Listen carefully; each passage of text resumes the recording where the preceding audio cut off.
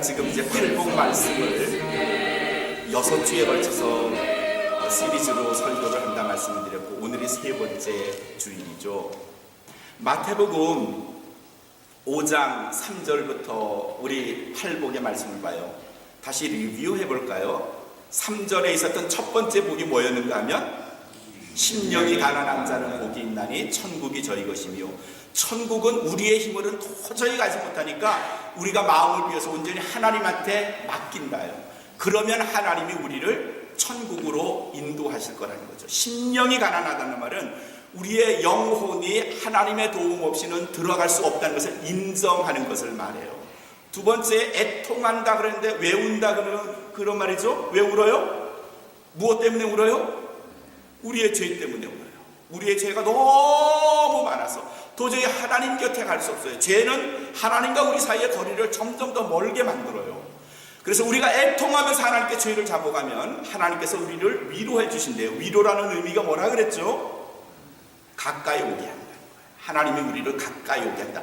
죄 때문에 멀어진 나와 하나님과의 관계를 내가 애통해하면, 죄를 용서받기를 원하면 하나님이 우리의 죄를 용서해 주시고 가까이 다가와 내 옆에 앉으려나 해 주시는 것, 위로하시는 하나님이라 그랬어요.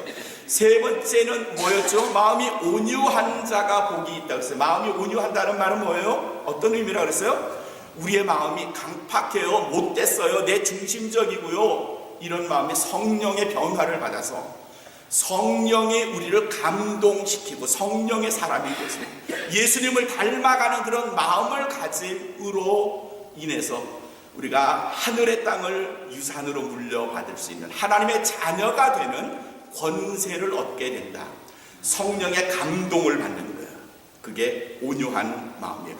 의에 줄이고 목마르다는 네 번째 복의 의미는 뭔가 하면, 내가 가지고 있는 도덕적인 기준, 윤리적 기준으로는 도저히 하나님의 나라에 닿을 수가 없어요. 왜냐하면 나는 태생적으로 죄인이니까. 그러니까 내 의는 버리고 오직 하나님의 의에 목이 말라 죽을 지경이 되었다 생각하는 그 사람을 하나님은, 그래, 네 의 가지고는 안 되지, 나의 의, 하나님의 말씀으로 네가 산다면 그래, 내가 너를 먹이리라. 우리를 배불리 하나님의 의로 먹이시겠다는, 의에 줄이고 목마른 자가 복이 있다는 게 네 번째 말씀. 그리고 오늘 우리는 두 가지, 5번째와 6번째의 복을 말씀으로 나누려고 해요.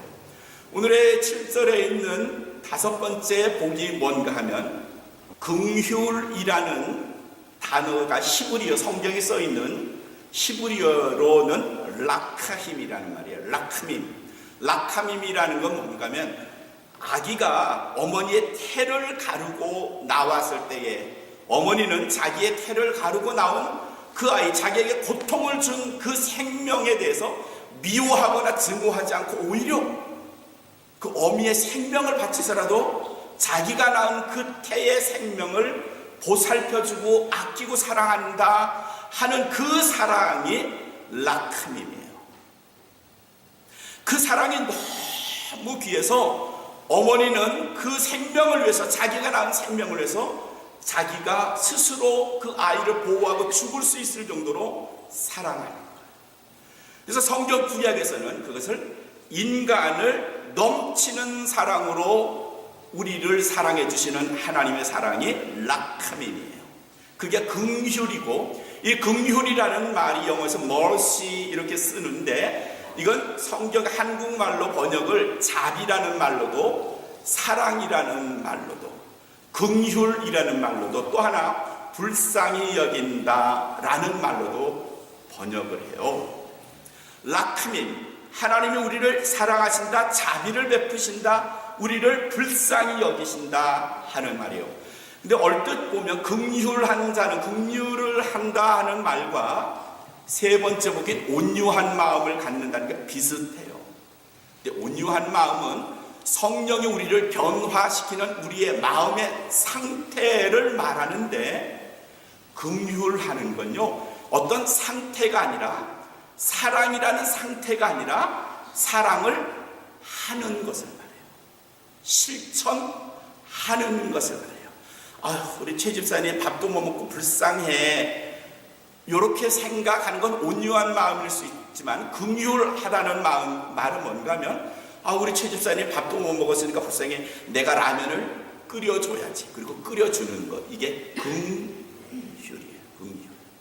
다른 말로 하면요, 온유한 마음은 성령에 의해서 우리가 지배된 마음, 성령으로 변화된 마음을 말하지만, 긍휼은 그 마음이 구체적으로 사랑으로, 자비로, 양선으로, 아니면 불쌍히 여기는 마음으로 표현되고 구체적 행동으로 나타나는 걸 긍휼, 그렇게 말해요. 그러니까 긍휼은요, 명사이지만 동사형이에요. 야고보서 2장 13절에 뭐라고 말씀하시는가 하면, 긍휼을 행하지 아니하는 자에게는, 있어 긍휼을 행하지 아니하는 자에게, 그 말은 긍휼을 실천하지 아니하는 자에게는 긍휼이 없는 심판이 있으리라. 긍휼을 구체적으로 실천하지 않으면 나중에 우리가 하나님 앞에 섰을 때 하나님께서 너 세상 살면서 긍휼을 베풀지 않았구나, 나도 너에게 긍휼을 베풀 수 없어. 무서운 말씀이네요. 정말 무서운 말씀이네요. 야고보서 2장 13절에서 긍휼을 베풀지 않으면 우리가 하나님 앞에 섰을 때 하나님께서 우리에게 말씀하시기를 국물도 없어, 그런 말이에요.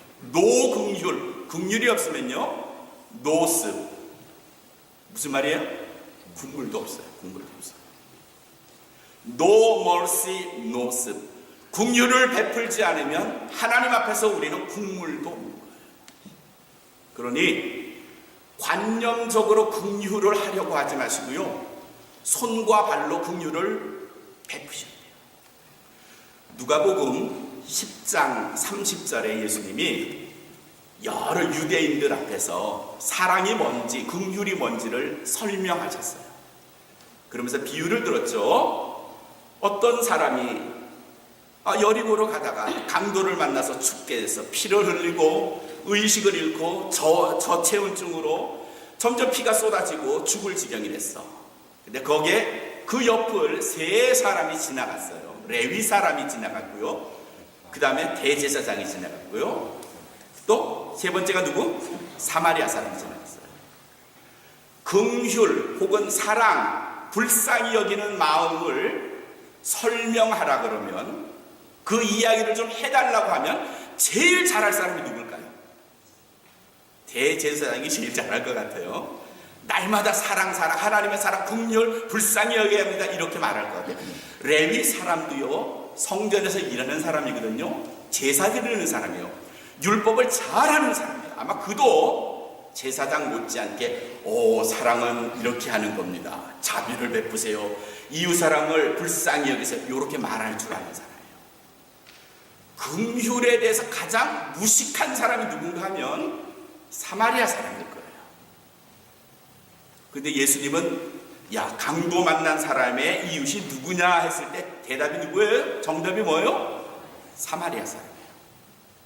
차이가 뭐죠? 차이가 뭐예요?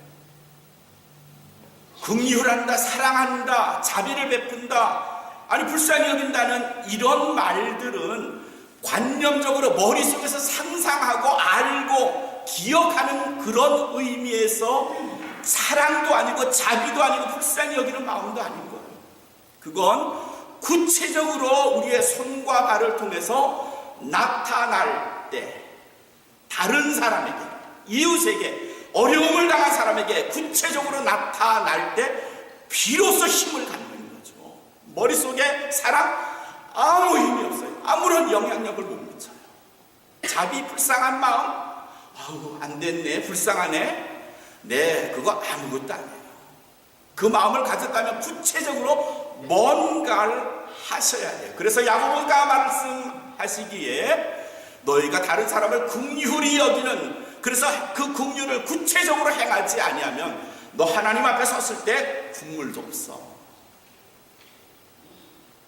긍휼이 뭔지 아시겠어요? 긍휼을 행하는 사람이 복이 있나니 그가 긍휼히 여김을 받을 것이요 그랬어요. 누가 긍휼히 여긴다 그랬어요? 누가 긍휼히 여길까요? 하나님께서. 내가 이웃을 사랑하고 구체적으로 내 사랑을 표현하고 도와주고 그를 불쌍히 여기고 그를 싸매주고 안아주고 위로해주면 우리가 하나님 앞에 섰을 때 내가 널 알지. 네 이웃이 배가 고팠을 때, 그가 피를 흘렸을 때, 그가 넘어졌을 때 네가 일으켜줬구나, 라면을 끓여줬구나, 그래 너도 어려웠지만 내가 돈을 꺼내서 그를 도와줬네. 하나님이 우리를 긍휼히 여기십니다. 뉴저지 뉴욕에는 공항이 3개가 있어요. 존 F 케네디 공항이 있고요, 뉴저지에는 뉴아크 공항이 있어요. 그리고 뉴욕의 한인타운 가까운 곳에 또 공항이 하나 있어요. 그 공항 이름이 뭔가 하면 라과디아 공항이에요. 라과디아라는 건 그 이름은 어디서 왔는가 하면 그 뉴욕의 시장을 10년 동안 3번의 재선에 성공했던 라과디아라고 하는 분의 이름을 땄어요. 그 사람은 이탈리아에서 온 이탈리아의 이민자였어요. 그가 공부를 해가지고 판사가 됐고요, 연방정부의 하원 의원까지 지냈던 분이에요. 아주 존경스러운 성공의 교인이었어요. 신앙을 실천하는 일에 무지하게 노력을 하고 그렇게 자기의 신념과 믿음대로 살았던 사람이에요. 1930년에 라과디아 씨가 재판관으로 있었을 때 콜트에서 사건이 있었습니다. 빵을 훔쳤던 한 노인이 재판을 받으러 왔어요. 왜 빵을 훔쳤습니까? 배가 고파서 훔쳤습니다. 라과디아 씨가 그분에게 판결을 써요. 당신이 배가 고픈 건 그거는 미안한 일이지만 빵을 훔쳤기 때문에 벌금 10달러에 처합니다. 그리고 판결을 텅텅텅 내렸어요. 그리고 그게 끝난 게 아니고 라과디아 씨가 자신을 향해서 이 사람이 배가 고팠을 때 나는 배불리 먹었습니다. 이 사람이 배가 고팠을 때 난 그가 배가 고픈 줄도 모르고 내 배만 채웠습니다. 내 스스로에게 10달러의 벌금형을 내립니다. 그리고 재판관이 그 자리에서 지갑을 꺼내서 10달러를 꺼내서 그 사람에게 주고요, 그 사람이 그 벌금을 내게 했고요. 근데 거기서 끝난 게 아니고요, 앉아있는 방청객들에게 여러분들도 이 사람이 배가 고팠을 때 배가 고픈 것 알지 못하고 여러분만 자족하는 삶을 살았으니까 여기에 모인 모든 사람에게 50센트의 벌금에 처합니다. 방청객으로 앉아있다가 변호인으로 앉아있다가 검사로 앉아있다가 판사가 50센트씩 다 벌금을 내래요. 그래서 클락이 50센트씩 다 걷어서 47달러를 모아서 그 사람에게 전해줬대요. 그 일화가 아주 유명한 일화가 되었죠. 그리고 많은 사람들이 라과디아 씨를 존경하게 됐고요. 그래서 그 공항의 이름을 라과디아 공항이라고 지었고요. 말씀드리는 건 뭔가 하면요, 판사로 있으면서 다른 사람의 배고픔을 이해할 줄 알고요, 생각만 하는 게 아니라 구체적으로 자기의 지갑을 꺼내서 그의 아픔에 참여하는 그의 마음이 정말 멋진 그리스도인이구나. 오늘 5번째 복에 관해서 말씀을 주신 것처럼 긍휼을 행하는 자를 하나님이 긍휼히 여기시다는데 정말 긍휼을 실천하는 사람이구나 하는 생각을 하는 거예요. 주변에 어렵고 불쌍한 사람은 많은데 그때마다 우리의 손이 어떻게 반응했죠? 내 발이 어떻게 반응하는가요? 너무 많으니까 다 할 수 없어요. 이렇게 우리가 정말 불편한 마음으로 변명을 하긴 하지만 그래도 조금 해보시죠. 전 잔돈이 1달러짜리 이런 잔돈이 생길 때마다 제 차의 앞쪽 왼쪽에 있는 조그만 주머니에 넣어요. 1달러는 무조건 거기에 넣어요. 그리고 프리에서 내리다가 누군가가 어려운 분이 있거나 했으면은 서슴차고 거기서 꺼내가지고 그 분들을 지어줘요. 사랑이 아니고요, 하셔야 돼요. 뭔가를 하셔야 돼요. 그냥 불쌍하다고 생각만 한다면요, 언젠가 우리가 하나님의 심판대 앞에 섰을 때, 그래, 내가 널 불쌍히 여기기는 하는데 네가 세상에서 불쌍히 여기는 것으로만 그쳤으니 나도 너를 불쌍히 여기는 것으로만 그칠게. 하나님 이러시면 어쩔 거예요? 긍휼을 행하지 아니하는 자에게는 긍휼이 없는 심판이 있으리라. 그러나 긍휼히 행하는 자에게는 하나님께서 그에게 긍휼함을 베푸시는 은총이 있다는 이 5번째의 복을 받으시기 위해서, 사랑하는 성도 여러분, 사랑을 실천하고 자비를 실천하고 남을 불쌍히 여기는 마음을 손과 발을 통해서 구체적으로 실천하시기를 주님의 이름으로 축원합니다. 6번째 복이 그 다음 절에 있습니다. 우리 같이 한번 청결한 자는 할 때, 청결이라는 단어가 카타루스라는 말입니다. 카타루스라는 말에서 카타르시스라는 말이 나오는데, 이건 정화, 깨끗하다는 말이에요. 마음이 청결한 자가 하나님을 본다. 마음이 청결하다는 말이 뭘까요? 3절에서는 심령이 가난한 자 그랬는데, 오늘 6번째 복에서는 마음이 청결한 자 그랬어요. 마음이 청결한 자, 마음이 깨끗한 사람, 양심에 따라 사는 사람, 정직한 사람. 얼뜻 우리는 이런 것들을 생각해요. 그런 것도 마음이 청결한 거겠지만, 오늘 말씀에서 예수님께서 우리에게 주시는 마음이 청결하다는 건 그것보다도 더 훨씬 고차원적인 청결함입니다. 카타르스라는 말의 의미는 뭔가 하면, 티가 하나도 없다, 티끌이 하나도 없다, 아주 꿰뚫어 볼 수 있을 만큼 아주 투명하다, 뭐 그런 의미예요. 이 말은 무슨 뜻인가 하면요, 우리가 하나님을 바라볼 때, 하나님을 생각할 때 모든 정신이, 우리의 온 마음이 하나님을 향해서 초점을 모은다는 거예요. 하나님이 집중한다 하는 거예요. 이 말씀을 예수님은 마태복음 22장 37절에서 다시 설명을 우리에게 주세요. 어떻게 설명을 주시는가 하면, 내 마음을 다하고 내 목숨을 다하고 내 뜻을 다하여, 그 다음에 뭐요? 주 너의 하나님을 사랑하는 거예요. 하나님을 사랑하는 데 있어서 이 정도 물질을 한 절반, 내 명예 절반, 뭐 하나님 절반, 뭐 이런 식으로 나뉘어지는 게 아니고요, 하나님을 사랑함에 있어서는 우리의 모든 것을 다 바쳐서 하나님께만 집중하는 것, 그걸 뭐라고 예수님이 말씀하시는가 하면 마음이 청결한 자. 마음이 청결한 자의 반대가 있을 거예요. 마음이 아주 더러운 자. 이게 뭔가 하면요, 구약에 보면 많이 나와요. 에스겔서에 하나님께서 에스겔서 22장에서 이스라엘 백성들을 향해서 뭐라고 하시는가 하면, 이스라엘 백성들이 그때 참 무지하게 하나님 속을 썩였거든요. 금오스신, 뭐 불공신, 바알신, 아세라신, 온갖 우상들을 섬겼어요. 그런 이스라엘 백성들을 향해서 하나님이 뭐라고 하시는가 하면, 너희가 내게 찢기가 되었으니, 찢기 곧 찌꺼기가 되었으니, 하나님이 이스라엘 자기 백성에게 너는 나의 찌꺼기야, 너희가 나한테 하는 거 보면 너희는 찌꺼기야. 찌꺼기 아시죠?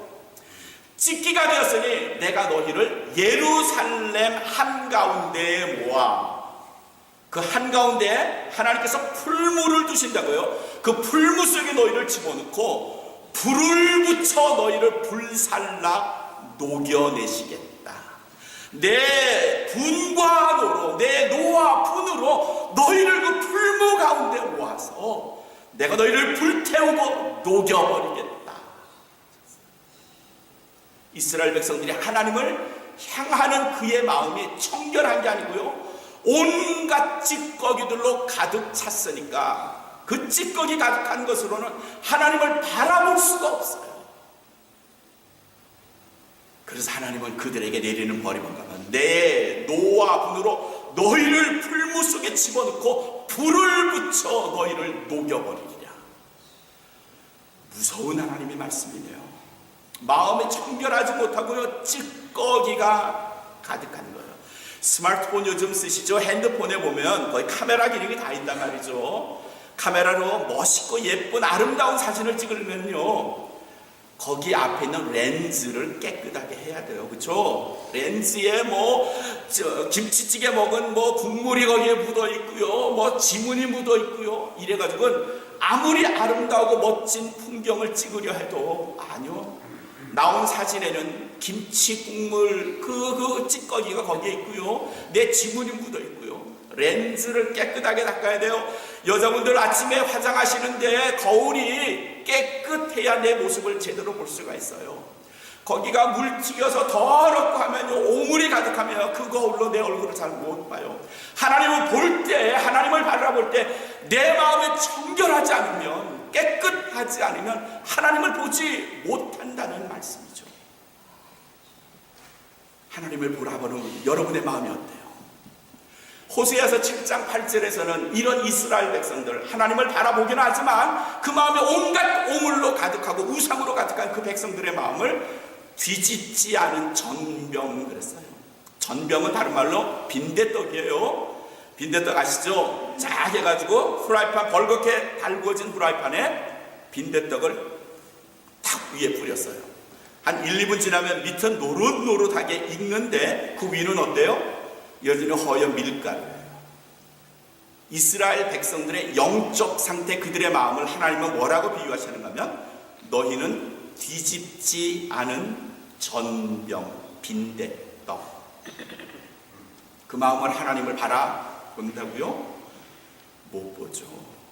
마음이 청결한 자가, 투명한 자가, 하나님께 집중하는 자가 하나님을 바라보는데, 그 마음이 아니라면 온갖 오물이, 찌끼가 그 마음에 가득하다면 그것으로는 하나님을 바라볼 수가 없죠. 하나님을 보지 못하는 거죠. 마음이 청결하자 하나님을 본다 그랬는데, 그 본다 하는 마음은요, 다른 말로 바꾸면 하나님을 볼 것이며, 하나님을 알 것이며, 하나님을 만날 것이며, 하나님으로부터 기도응답을 받을 것이며, 그런 뜻이에요. 기도응답 받고 싶으세요? 하나님께 집중하세요.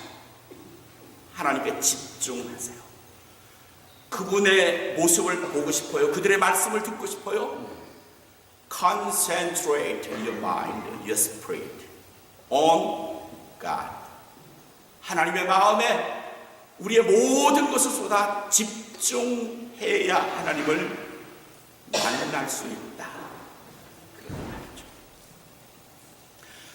오늘 예수님께서 우리에게 들려주시는 5번째와 6번째의 복을 다시 한번 생각해 보세요.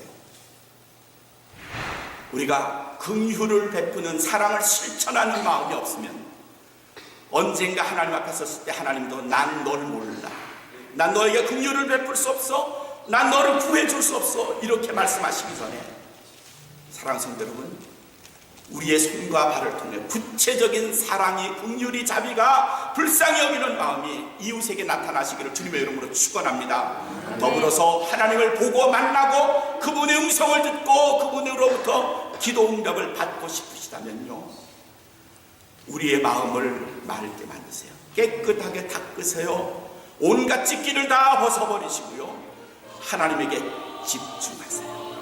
그러시면 그분이 우리를 만나시고 우리에게 손을 내미시고 그분이 우리의 기도를 들어주실 줄 믿습니다. 5번째와 6번째 이 복의 수혜자가 모든 우리 온 마음